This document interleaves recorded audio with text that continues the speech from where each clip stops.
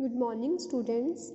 आज हम partial differential equation का चैप्टर नंबर 5 स्टार्ट करेंगे। Partial differential equations with variable coefficient reducible to equation with constant coefficient. हमने chapter number 4 में partial differential equation पढ़ी थी, लेकिन कोफिशिएंट कैसे थे? कांस्टेंट थे। लेकिन यहाँ कोफिशिएंट कैसे हैं? वेरिएबल है। जब भी आपके पास वेरिएबल कोफिशिएंट आते हैं तो उसका एक अलग मेथड है जिसका यूज़ आप कई बार चैप्टर नंबर 6 में भी करोगे। तो कुछ नहीं है, सिर्फ थोड़ा सा प्रोसीजर चेंज है। बाकी आपको पता है कि इस पूरे मैथ्स में जब तक आपको प्रोसीजर माइंड में नहीं होगा तो आपके क्वेश्चन नहीं हो पाएंगे। जितनी प्रैक्टिस करोगे इस मैथ्स की उतने जल्दी क्वेश्चंस होंगे। तो क्या होती है विद वेरिएबल कोफिशिएंट? सबसे पहले आपको इसकी ये जर्नल इक्वेशन पता होनी चाहिए। ए नोट एक्स एन, देखो वेरिएबल आ गया ना, वेरिएबल कोफिशिएंट। उसमें क्या था चैप्टर नंबर 4 में? यहाँ एक्स नोट नहीं था, एक कोफिशिएंट जो था वो आपका कांस्टेंट था। फिर प्लस में क्या है? a1 x n minus one, मतलब n minus one y into curly z n curly x की power n minus one into curly y plus up to so on a n y n curly n z curly y n equals to function of x comma y can be reducible to differential equation with constant coefficient and can be solved by the method earlier discussed. वो कहते हैं कि ये equation जो है आपकी जिसमें variable coefficient है, हम इसको रिड्यूस कर सकते हैं इक्वेशन विद कांस्टेंट कोफिशिएंट की, जिसका ये मेथड है। मतलब पूरे 5th चैप्टर में एक ही एक्सरसाइज है इसकी। इस पूरे 5th चैप्टर में आपको इक्वेशन इस टाइप की गिवन होगी। आपको सबसे पहले कई क्वेश्चन में पता क्या होगा कि यहाँ जैसे इसकी पावर n है तो इसकी डिग्री भी इसकी ऑर्डर n है तो इसका ऑर्डर भी n होना चाहिए। इसका कितना है? n minus one. तो यहाँ भी जितनी x की है उतनी होनी चाहिए, x की पावर n, x की पावर n, x की n माइनस वन, x की n माइनस वन। अगर नहीं है तो अगर मान लो यहाँ पर x की n माइनस वन आता और यहाँ n होता तो पहले आप उसको x की n बनाते, कैसे करते? मल्टीप्लाई कर देते। तो इस चीज़ का ध्यान रखना, कैसे आपको फाइंड आउट करना है, क्या स्टेप्स हैं, स्टेप्स ध्यान रखना। x को क्या पुट करोगे? e की कैपिटल x। y को क्या पुट करोगे? e की कैपिटल y। कैपिटल एक्स क्या बन जाएगा? लोग बोथ साइड ले लो, लोग एक्स, लोग एंटी लोग होते हैं, कट जाएगा, एक्स इक्वल्स टू लोग एक्स और वाई की वैल्यू आ जाएगी। नाउ ये ध्यान रखना है, करली जेड बाय करली एक्स, इसका करली z by curly x using किसका यूज करना है? एक्स इक्वल्स टू लोग एक्स। क्या कर सकते हो? करली जेड से डिवाइड और करली जेड से ही मल्टीप्लाई। करली ये एज इट इज करली, इसका निकालो partial derivative, curly x capital x का इसके with respect to 1 by x, ये वैल्यू पुट कर, ये ध्यान रखना है। और ये चीज़ आपको ध्यान रखनी है इस क्वेश्चन, इसके लिए सिंबॉलिकली हम इसको ये लिखेंगे कि इसका मतलब क्या है? इसका मतलब है डी। जहाँ भाई x इंटू करली बाय करली एक्स होगा उसका मतलब होगा डी या करली बाय करली एक्स, ये चीज़ यहाँ से आई। Now differentiating third with respect to x. तो differentiating third with respect to x, इसका डिफरेंशिएट करना, ये सिर्फ एक बार मेथड समझ लो, फिर आपको चीज़ ध्यान रहेगी कि आपको क्या प्रोसीजर अप्लाई करना है। इसका डेरिवेटिव करना, इसको क्या लिख सकते हो? इसकी वैल्यू पुट। अब इन्होंने क्या चीज़ करी? करली बाय फिर वही कैपिटल एक्स से डिवाइड, कैपिटल एक्स से मल्टीप्लाई। अब ये चीज़ क्या कर रखी है इन्होंने?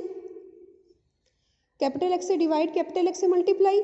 और आप इसको क्या लिख सकते हो? एक्स बाहर, करली 2z करली एक्स स्क्वायर बन जाएगा और यहाँ से कितना आ जाएगा आपके पास? सॉरी अब ये क्या है? डेरिवेटिव करना है with respect to x partially. दो फंक्शन है, इसका करोगे 1 तो curly z by curly x as it is, plus में एक्स एज इट इज, इसका कर लोगे डबल डेरिवेटिव हो जाएगा। ये चीज़ यहाँ से आप इसको वही सेम वैल्यू पुट करोगे और इसको ये चीज़ लिख दोगे। नेक्स्ट इसको इस तरह से भी लिख सकते हो। ये चीज़ सिर्फ आपको ना क्वेश्चंस के करने के लिए ना आपको ये चीज़ें ध्यान रखनी है, ये चीज़ें ध्यान रखना। जहाँ भी इसकी वैल्यू होगी इसका मतलब ये है, मतलब मान लो 2 आ गया, 2 आया तो n को 2 पुट करोगे, कितना बनेगा? d minus 2 plus 1। मतलब अगर x2 है तो d कहाँ तक जाएगा? d into D minus 1। ये आप फॉर्मूलेज डायरेक्ट याद रखो। सबसे पहले आपको फॉर्मूला याद होना चाहिए ये वाला कि हम इसमें x को e की पावर x पुट करते हैं, y को e की y पुट करते हैं, सो डैट x आपका ये बन जाता है y दिस, और यहाँ से इसकी वैल्यू ध्यान रखनी है। फिर सिंबॉलिकली आपको ये चीज़ याद रखनी है। उसके बाद आपको डायरेक्ट याद रखना है कि x की पावर n, इसकी जगह क्या पुट करते हो? d minus one. अगर 2 है तो d into D minus one जाएगा।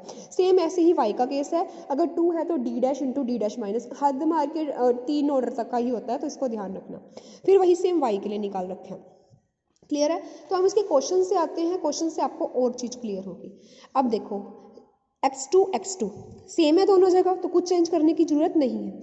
आपको पता है x2 मतलब सबसे पहले क्या है, कौन सी इक्वेशन है, ये वेरिएबल कोफिशिएंट है। वेरिएबल कोफिशिएंट है तो कौन सा चैप्टर हुआ, 5th चैप्टर हुआ आपका। तो वेरिएबल कोफिशिएंट का एक मेथड है, x को क्या पुट करते हो, ई की कैपिटल x पुट करते हो, y को क्या पुट करते हो, ई की कैपिटल y पुट करते हो, सो डैट x क्या हो जाएगा, x हो जाएगा आपका log x, capital x, capital y कितना हो जाएगा, log y। वही सेम तो मैंने आपको बताया था कि जहाँ एक्स स्क्वायर होता है वो कितना होगा, d इंटू डी माइनस 1, ये वैल्यू पुट करिए, -4 x, ये जब इकट्ठे आ जाते हैं x इंटू में देखो x y curly to z curly, इसकी जगह क्या है, d इंटू डी डैश, वही वैल्यू पुट करी for as it is d into D dash. इसका आप डायरेक्ट ध्यान रख सकते हो कि ये कैसे वैल्यू पुट करनी है। फिर जब वाई स्क्वायर आए तो d dash into D dash -1 और इसकी जगह d डैश, ये वैल्यू पुट कर दी। अब इसकी जगह ये कौन सी इक्वेशन बन गई, वही सेम आ गया ना आपके पास, जैसे आपने चैप्टर नंबर 4 में सॉल्व करा था। इसको सॉल्व करा इसको, इसके फैक्टर्स बना लिए इसके। ये थोड़ा सा यहाँ पर गलत दे रखा है, आपकी बुक में डैश होगा, इसको ठीक कर लेना, ये चीज़ है। पहले इसको डी स्क्वायर करा -2 इंटू डी डैश, इसको अलग अलग करा, ये स्टेप्स ध्यान रखना इसमें। फिर इसके फैक्टर्स बना रखे हैं इस टाइप से। कोई डाउट आए तो आप लेक्चर में पूछ लेना।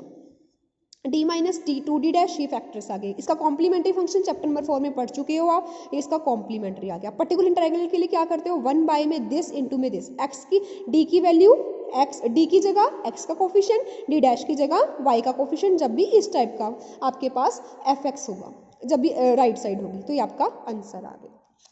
कुछ नया नहीं है, सिर्फ ये देखना है कि अगर वेरिएबल कोफिशिएंट आता है तो आपने क्या प्रोसीजर अप्लाई करना है। तो आप इसका सम कर दोगे तो सब, हाँ जी, ये ध्यान जरूर रखना कि जिस वेरिएबल में आपको गिवन है उसी वेरिएबल में लेकर आओगे लास्ट में आंसर। अगर स्मॉल x में है तो आप ये कैपिटल x में आया, फिर यहाँ से 3x है, कैपिटल x को आपने क्या माना था, log x, तो कितना हो जाएगा, यहाँ पे इसकी वैल्यू पुट करोगे 3 इंटू में log x। फिर देखो इन्होंने इसकी वैल्यू पुट करी, 3 इंटू में log x, पावर उसके ऊपर चली जाती है, पावर में चला जाता है। अगर आगे कोफिशिएंट होता है तो ये आपका सबको सोल्व करके आंसर आ जाएगा। अब सेकंड क्वेश्चन देखो, हो जाएगा आराम से। एक्स स्क्वायर है तो एक्स इसकी जगह आएगा d इंटू डी -1, ये पुट करा। 2 इसकी जगह d इंटू डी डैश, ये पुट करा। इसकी जगह क्या आएगा, d आएगा, ये करा। सेम वही एक्स स्क्वायर है, एक्स क्यूब की जगह e की पावर 3x आ जाएगा, ये रहा। इसकी जगह डिवाइड है तो मल्टीप्लाई e की पावर -2x आ जाएगा, ये रहा। इसको सोल्व कर रखा है।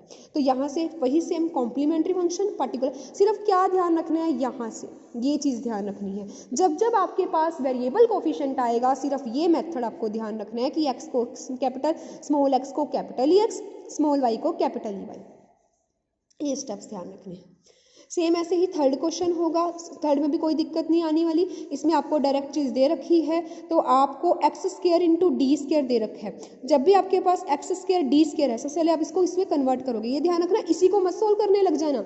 डी स्क्वायर की जगह होता है d2z dx square, D into D dash की जगह होता है d2z dx dy, डी फिर इसकी वैल्यू पुट करोगे, एक्स स्क्वायर डी स्क्वायर मतलब d इंटू डी -1, डी इसकी जगह वही सेम, वाई स्क्वायर की जगह d dash into D dash -1, फिर इसकी वैल्यू पुट करोगे, वही सेम प्रोसीजर से इसको सोल्व करोगे। अब ये कौन सा क्वेश्चन बना, ये आपका बन गया जो जिसमें आपका राइट साइड क्या होती थी, y और x में होती थी। तो आप क्या करते थे, इसके कॉम्प्लीमेंट्री के लिए इसकी बाइनोमियल्स फॉर्म्स में कन्वर्ट करते थे। तो वही सेम स्टेप इसमें करना है। ये आप सारा प्रोसीजर चैप्टर नंबर 4 में पढ़ चुके हो। सिर्फ नया काम आपको ये ध्यान रखना है कि जो इंडिपेंडेंट, अगर आपके कोफिशिएंट वेरिएबल्स हैं, कॉन्स्टेंट नहीं है, तो उसके लिए आपको क्या मेथड अप्लाई करना है। अब हम आते हैं एग्जाम्पल नंबर 5 पे। 4th और 7th एग्जाम्पल मैं आपको बाद में करवाऊंगी। एग्जाम्पल नंबर 5 है, उसकी एक अलग से वीडियो बना दूंगी। वही सेम देखो, ये बस क्या हुआ, 5 चीज़ें आ गई, कुछ नहीं होगा, ये ई की पावर एक्स में कन्वर्ट हो जाएगा। ये चीज़ ध्यान रखना। देखो एक्स स्क्वायर है, ये बनाया है, कुछ चेंज करने। अब इसकी जगह बताओ इक्वेशन क्या बनेगी, d into D -1 plus 2d into D dash plus d dash into D dash -1 plus n z as it is, और इसकी जगह क्या बन जाएगी, ये कितना बन जाएगा आपका, ये n z as it is हो जाएगा। और ये भी राइट साइड है, राइट साइड को पहले आप इधर लेफ्ट ले आओगे, सेम में कन्वर्ट। देखो ये चीज़ करी, ये देखो ये चीज़ करी, फिर इसके बाद हम इसको इधर ही ले आए, सब्स्टिट्यूट कर देंगे इसकी वैल्यूज़ को। वही x को क्या पुट करते हो, e की पावर x, y को क्या पुट करते हो, e की पावर y। तो यहाँ से हम इसको सॉल्व करेंगे।